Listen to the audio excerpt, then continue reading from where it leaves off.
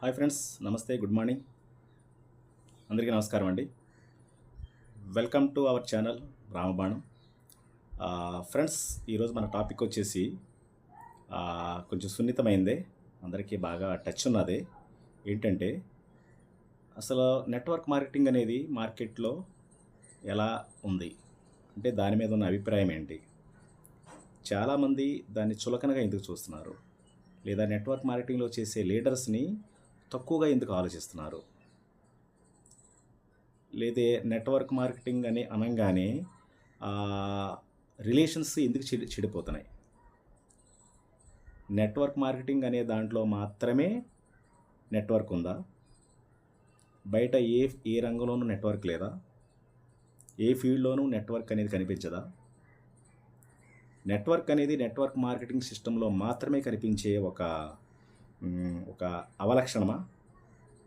ఈ విషయాలన్నీ కూడా ఈరోజు మనం టాపిక్లో డిస్కస్ చేద్దాం ఫ్రెండ్స్. అయితే నిజంగా నెట్వర్క్ మార్కెటింగ్లో అలాంటి చులకన భావం, అలాంటి ఆలోచన, అలాంటి నెగిటివ్ మైండ్ పబ్లిక్లో ఎందుకు వచ్చింది అంటే 100% మీకు సీనియర్ లీడర్స్ అందరికీ కూడా ఒక అవగాహన అవుతుంది. 100% చాలా చాలా కంపెనీలు, ఇంకా చెప్పాలంటే చాలా లీడర్స్, చాలా పెద్ద పెద్ద లీడర్స్ అందరూ కూడా దీని మీద తీసుకెళ్ళినటువంటి దీన్ని క్యారీ చేసిన విధానం, నెట్వర్క్ మార్కెటింగ్ లాస్ట్ 20-25 ఇయర్స్ నుంచి కూడా దీన్ని క్యారీ చేసిన విధానం ఏదైతే ఉందో అది మాత్రమే ఈ ప్రభావితం ఈ విధంగా చూపించిందని అనుకోవాలి.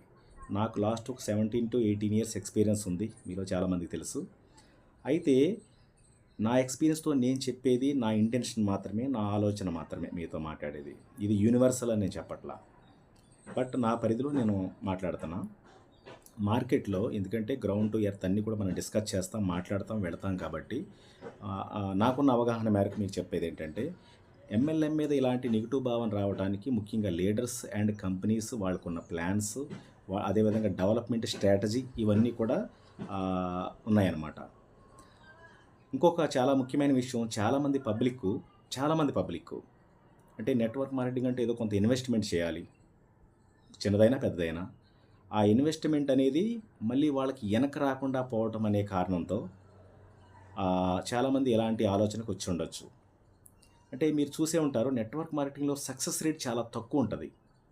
Company starting persons, founder leaders అలాంటి వాళ్ళు, లేకుంటే బాగా హయ్యెస్ట్ టీం కలిగిన లీడర్సు, ఎంత బాగా అగ్రెసివ్గా మార్కెట్లో బాగా విరివిగా పరిచయాలు ఉన్న లీడర్స్ మాత్రమే సక్సెస్ అయినట్టు మనం చూస్తూ ఉంటాం. అంటే ప్రతి 100లో మ్యాక్సిమం ఒక 15-20% బాగా హయ్యెస్ట్ సక్సెస్ఫుల్ పర్సన్స్ మనం చూస్తూ ఉంటాం. రిమైనింగ్ పర్సన్స్ సంగతి ఏంటి? వాళ్ళు లీడర్స్ కదా, వాళ్ళు ఎందుకు సక్సెస్ కావట్లేదు? మిగిలిన వాళ్ళు ఎందుకు కావట్లేదు? 100లో కనీసం 60% అయినా సక్సెస్ రేట్ ఎందుకు ఉండట్లేదు అంటే ఇందాక మనం అనుకున్న రీజన్సే. కంపెనీస్ కావచ్చు, కంపెనీస్ ఉండే ప్లానింగ్ కావచ్చు, అదేవిధంగా ఆ ప్లాన్ని పబ్లిక్లో తీసుకెళ్లే ప్రోగ్రామ్ సిస్టమ్ కావచ్చు. వీటిలో ఏదైనా సరే ఇలాంటి పరిస్థితులు వచ్చే అవకాశం ఉంటుంది అన్నమాట. ఇంకొకటి, చాలామంది లీడర్సు అంటే ఏదో నయానో భయానో వాళ్ళకి చెప్పేసి ఆ ప్రోగ్రాంలో కనెక్ట్ అవ్వడానికే ట్రై చేస్తారు తప్ప, ఆ ప్రోగ్రామ్ని 100% వాళ్ళకి ప్రజెంటేషన్ ఇచ్చి, వాళ్ళకి అవగాహన కల్పించి, దాంట్లో ఉన్న విషయం అంతా కూడా వాళ్ళకి క్లారిటీ ఇచ్చి, హిడెన్ పాయింట్స్ ఏమీ లేకుండా 100% వాళ్ళకి తెలియచెప్పి, తద్వారా వాళ్ళకి అవేర్నెస్ వచ్చిన తర్వాత మాత్రమే ప్రోగ్రాంలో తీసుకురావటం అనేది ఎంతమంది లీడర్స్ చేస్తున్నారు ఈవేళ పని? చాలా తక్కువ ఉంటారు. అంటే ఆ పని చేసినప్పుడు దాంట్లో సక్సెస్ రేట్ తగ్గిపోవడానికి అవకాశం లేదు అప్పుడు. ఎందుకంటే కంప్లీట్ నాలెడ్జ్తో వస్తారు, కంప్లీట్ ఇన్ఫర్మేషన్తో వస్తారు, వాట్ టు డూ అనే ఒక పాయింట్తో వస్తారు.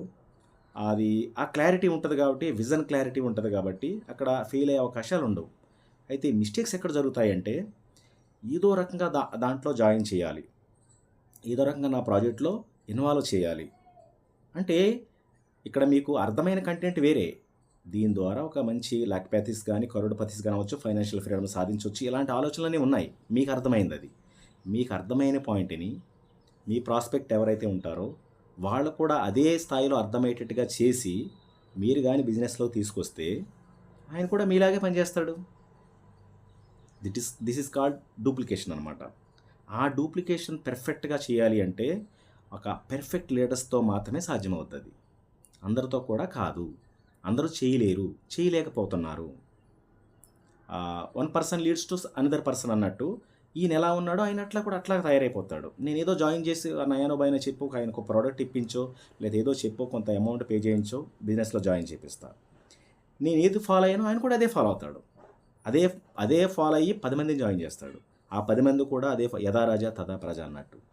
సో ఆ బేస్మెంట్ లెవెల్, ఆ ఫౌండేషన్ అనేది స్ట్రాంగ్గా ఉన్న లీడర్స్ ఎవరైతే ఉంటారో వాళ్ళ ద్వారా 100% కూడా ఒరిజినల్ డూప్లికేషన్, జెన్యూన్ డూప్లికేషన్, ఇంకా సిస్టమేటిక్ డూప్లికేషన్ జరుగుద్ది. అలా జరగనప్పుడు ఏమవుద్ది? ఎవరో ఎంప్లాయీస్ ఉంటారు, ఏదో బిజినెస్ చేసేవాళ్ళు ఉంటారు, లేదా ఏదో వర్క్ చేసేవాళ్ళు ఉంటారు.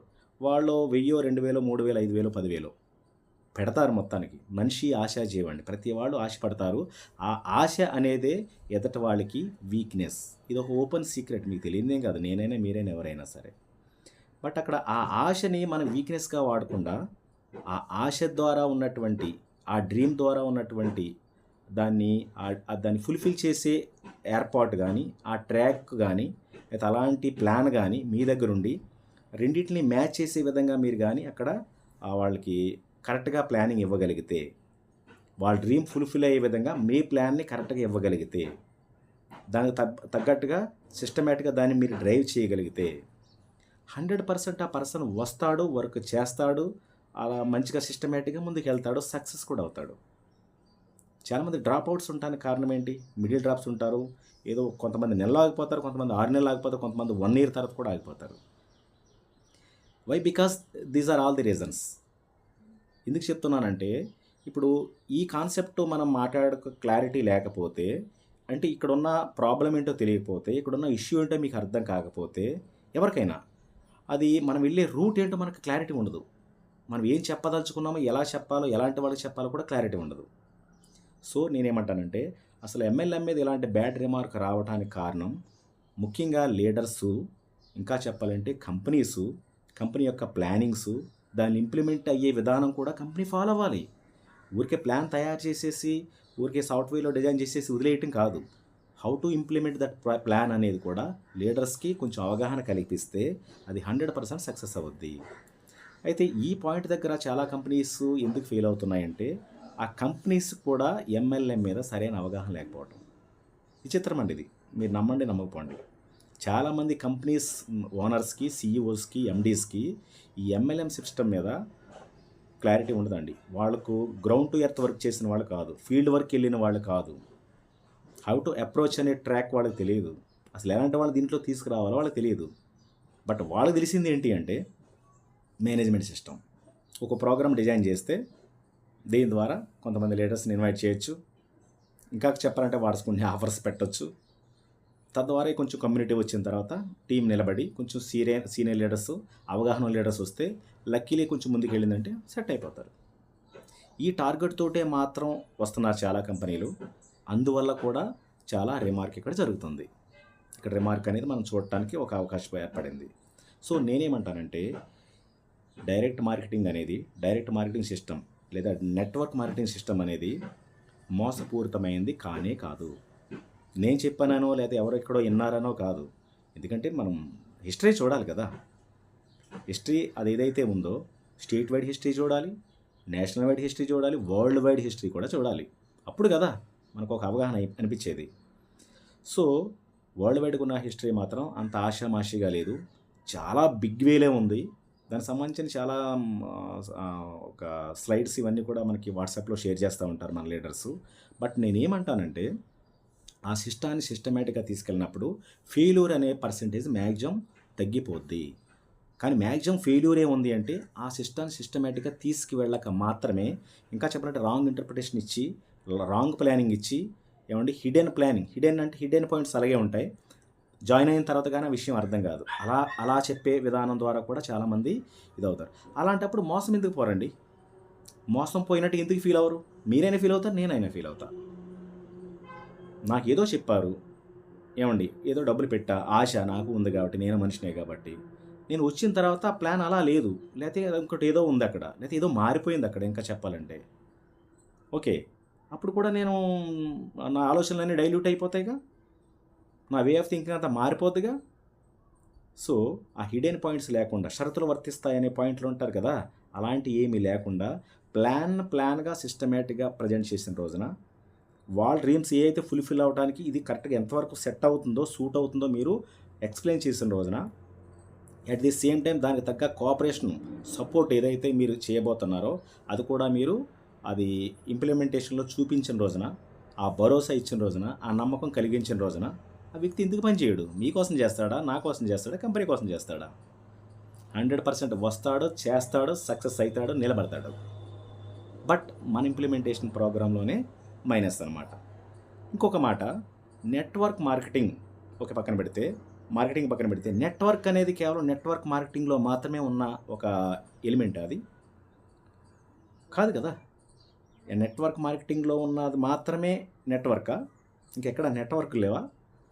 పీపుల్ చాలా విచిత్రంగా, అదే అలా అంటానికి కూడా కారణం మనమే అంటున్నాను నేను. మళ్ళీ అది పబ్లిక్ని ఇప్పుడు మనం తప్పట్టొద్దు అసలు పొరపాటు, ఎందుకంటే majority of the people public కాబట్టి సొసైటీని మనం తప్పట్టడానికి మనకి రైట్ లేదు ఫస్ట్. అంటే వాళ్ళు అలా తయారవడానికి, అలాంటి ఆలోచన రావడానికి కారణం మనమే, అంటే లీడర్సే, ఎంఎల్ఎం కంపెనీసే. అయితే నెట్వర్క్ అనేది ఎక్కడెక్కడ జరుగుతుంది? చాలామంది అంటూ ఉంటారు, ఇది చైన్ అయితే నేను చేయను, లేదు ఇది లింక్ కదండి, లింక్ కదా, లింకులు మనకు నడవండి. ఆ డైలాగులు వింటే చాలా కామెడీ అనిపిస్తుంది. అసలు చైను లింకు అనే ఒక నోటుకొచ్చిన పదాలు ఏదో టెర్మినాలజీ వాడేస్తారు కొంతమంది. ఇది నెట్వర్క్ కదా, దాని మీనింగ్ ఏంటంటే మన భాషలో నెట్వర్క్ లీడర్స్తో భాషలో, నెట్వర్క్ కంపెనీల భాషలో నెట్వర్క్. ఓకే, దీంట్లో నెట్వర్క్ లేదు, నెట్వర్క్ మార్కెటింగ్లోనే నెట్వర్క్ ఉందా? బయట మా ట్రెడిషనల్ బిజినెస్ కానీ ట్రెడిషనల్ సిస్టమ్ అంతా కూడా నెట్వర్క్ తోటే రన్ అవుతుంది. Note this point. ఒక పోలీస్ వ్యవస్థ తీసుకోండి, ఒక హోంగార్డు, కానిస్టేబుల్ నుంచి ఏమండి, ఇంకా హౌస్ ఆఫీసర్, ఎస్ఐ తీసుకోండి, సిఐ తీసుకోండి, డిఎస్పి అండ్ ఎస్పి, ఇదంతా ఏంటిది? పోలీసుల నెట్వర్కా? పోలీసుల చైనా? పోలీసుల లింకా? అది నెట్వర్కేనండి. సీఎం దగ్గర నుంచి మినిస్టరు, ఎమ్మెల్యే, ఏమండి, కార్పొరేటర్ వగైరా, ఇదంతా ఈ సిస్టమ్ ఉందా? ఇది నెట్వర్కే. ఏమండి, గవర్నమెంట్ లింకా ఇది? ఏమండి, లేకపోతే మనల్ని పరిపాలించే నాయకుల లింకా? అది కాదు. ఇలా ఏ ప్రొఫెషన్ తీసుకోండి, టీచరు, హెడ్ మాస్టర్, ఏమంటే డిఈఓ ఏదో ఉంటారు, ఎంఈఓ, డిఈఓ, తర్వాత మినిస్టర్, ఎడ్యుకేషన్ మినిస్టర్. ఇది మాస్టర్ల యొక్క, టీచర్ల యొక్క చైనా అంటే అడ్మినిస్ట్రేషన్ ప్రాసెస్ అండి. ఇది అర్థం చేసుకోవాల్సింది ఏంటంటే, అడ్మినిస్ట్రేషన్ ఎవరో కూడా ఒకే చోట నుంచి అంతా కూడా ఒక సెంట్రలైజ్డ్గా దేన్ని చేయలేరు. దాన్ని డీసెంట్రలైజ్డ్ చేసే ప్రోగ్రాంలో ఇదంటే మళ్ళీ వేరే మీనింగ్ పెట్టుకోకండి. అంటే పరిపాలన అనేది విభజన జరగాలి, అడ్మినిస్ట్రేషన్ అనేది విభజన జరగాలి. అందులో భాగంగా తీసుకున్న కేటగిరీస్ ఇవి. ఇదంతా కూడా ఒక నెట్వర్క్తో బేస్ అయి ఉంటేనే అడ్మినిస్ట్రేషన్ అనేది 100% ఫుల్ఫిల్ అవుతుంది. ఇఫ్ నాట్ కాదు ఏ సిస్టమ్ అయినా. సో నేనేమంటానంటే, దాన్ని మీరు కరెక్ట్గా అర్థం చేసుకొని, ఈ నెట్వర్క్ మార్కెటింగ్ దాంట్లోనే నెట్వర్క్ లేదు, బయట మార్కెట్లో కానీ ట్రెడిషనల్ సిస్టంలో కానీ మన సొసైటీలో కానీ అంతా కూడా నెట్వర్క్ ఉంది అని మీరు అర్థం చేసుకుంటే, అట్ ది సేమ్ టైం మార్కెట్లో ఉన్నటువంటి ఈ చులకన భావం పోవాలి అంటే ఎక్కడో లేదండి, లైట్ ఎక్కడుందో అక్కడే స్విచ్ చేయాలన్నట్టు. ఇక్కడ ప్రాబ్లం లీడర్స్ తోటే ఉంది, నాయకులతోటే ఉంది, కంపెనీలతోటే ఉంది, వాళ్ళు ఇచ్చే ప్లానింగ్లతోటే ఉంది. కాబట్టి మన యొక్క మైండ్ సెట్, యాటిట్యూడ్ని వచ్చే కస్టమరు వెంటనే రావాలనే కుతూహలం, ఆతృత తగ్గించి కొంచెం ఆ వ్యక్తి రావటం వల్ల ఎలా రావాలో ప్లాన్ చేయండి. ఆ వ్యక్తి అర్థం చేసుకుని వస్తే మంచిదా, అర్థం చేసుకోకుండా మీ గోల పడలేక అట్లా వచ్చేటట్టుగా ఉంటే మంచిదా? ఏదో విధంగా సిగ్నేచర్ చేసి ఎన్రోల్ చేసేసి ఆయనకి ఏదో ఒక అమౌంట్ కట్టించేసి అట్లా కాదండి, ప్యాకేజ్ చేయటం కాదు. కంప్లీట్గా అండర్స్టాండింగ్ జాయినింగ్స్ ఎప్పుడైతే వచ్చాయో, దాని మీద అవేర్నెస్ వచ్చిందో, ఇంకా చెప్పాలంటే ఆ విజన్ క్లియర్ అయ్యిందో, వాళ్ళకు విజన్ ఉంది కదా. మీ విజన్ ఏంటి అంటే, మీ విజన్లో భాగంగా కస్టమర్, ఆ ప్రాస్పెక్ట్, మరి వాళ్ళ విజన్ సంగతి అది కూడా మీరు బాధ్యత వహించగలిగితే ఎట్టి పరిస్థితుల్లో నెట్వర్క్ మార్కెటింగ్లో ఫెయిల్యూర్స్ పర్సెంటేజ్ గ్రాడ్యువల్గా చాలా చాలా చాలా తగ్గిపోద్ది, మ్యాక్సిమం తగ్గిపోద్ది. అప్పుడు సక్సెస్ఫుల్ పర్సెంట్ ఎప్పుడైతే వచ్చారో అప్పుడు ఆటోమేటిక్గా మార్కెట్లో, సొసైటీలో ఉన్నటువంటి ఈ చులకన భావం, ఎందుకంటే దాంట్లో ఉన్న పవర్ మనకు తెలుసు కదా, మామూలు విషయం కాదు. వేరే ఎపిసోడ్లో నేను power of kick of the network marketing అనేది నేను మాట్లాడతాను నెక్స్ట్ ప్రోగ్రాంలో. సో ఇది మన ఈ ఇంప్లిమెంట్ చేసినప్పుడు, ఇది మన ప్రాక్టికల్గా మనం మార్కెట్లో ఇది డిస్కస్ చేసినప్పుడు స్పెసిఫిక్గా దీని గురించి మాత్రమే డిస్కస్ చేసినప్పుడు, పెర్ఫెక్ట్గా వాళ్ళకి ప్రజెంటేషన్ అందించినప్పుడు, వాళ్ళకి అవగాహన పూర్తిగా కలిగినప్పుడు, ఆ అవేర్నెస్ అనేది బాగా కలిగించినప్పుడు, వాళ్ళతో కూడా మీరు వర్క్ చేసినప్పుడు 100% ఆ వ్యక్తి ఫెయిల్ అవ్వడానికి ఛాన్సే లేదు. 100% సక్సెస్ అవుతాడు. ఒకవేళ సక్సెస్ అయ్యారంటే కారణం ఆయన 50% ఇది, 50% మనది కూడా ఉంది. అదే ఆయన చేత కదండి, ఆయనకి వేస్ట్ అండి ఆయన. ఇట్లా కాదు, ఆయన వేస్ట్ అంటే మనం కూడా 50% వేస్ట్. ఆయనకి నడవట్లేదంటే 50% మనకే నడవట్లేదని అర్థం. ఆయన ఎట్టి పరిస్థితుల్లో ఫెయిల్ అయ్యాడంటే మనం కూడా ఫెయిల్ అయినట్టే. ఫెయిల్ అయితే ముందరే వదిలేసేవయ్యా, ఫస్ట్లోనే అవాయిడ్ చేసేయండి. నెట్వర్క్ మార్కెటింగ్ చేయడానికి కూడా క్వాలిఫికేషన్స్ ఉన్నాయి, గుర్తుపెట్టుకోండి. లేవండి, ఆల్ ఆర్ ఎలిజిబుల్ అంటారు. నో నో నో, క్వశ్చనే లేదు. ఇలాంటి ఒక ఆలోచన నుంచే ఈ ఫెయిల్యూర్ పర్సంటేజ్ బాగా పెంచుకుంటూ వచ్చాం ఈ 25 ఏళ్ళ నుంచి, 20 ఏళ్ళ నుంచి కూడా. సో దయచేసి అర్థం చేసుకోండి. అలా కాదు, దాని సంబంధించి మాత్రం మనం ఈ విధంగా మనం పెర్ఫెక్షన్ అనేది కరెక్ట్గా తీసుకుండి, కరెక్ట్గా వాళ్ళకి కానీ ఇన్ఫర్మేషన్ ఇచ్చి, తద్వారా మాత్రం మనం ఎన్రోల్ చేస్తే 100లో 90% ప్లస్ వాళ్ళకి సక్సెస్ అవ్వడానికి ఛాన్స్ ఉంది. This is my intention. So ఈ వీడియో మీకు ఇన్ఫర్మేటివ్గా అనిపిస్తే లైక్ చేయండి. ఇలాంటి వీడియోస్ మీకు ఇన్ ఫ్యూచర్లో కావాలనుకుంటే సబ్స్క్రైబ్ చేసుకోండి మన ఛానల్ రామబాణం. లేదా ఇదే పాయింట్, ఇదే ఇన్ఫర్మేషన్ మీ ఫ్రెండ్స్ కూడా అందాలి అనుకుంటే 100% షేర్ చేయండి. Thank you so much friends. మరొక ఎపిసోడ్తో మళ్ళీ కలుద్దాం. Thank you one and all. Signing off, Ram. Yeah, bye.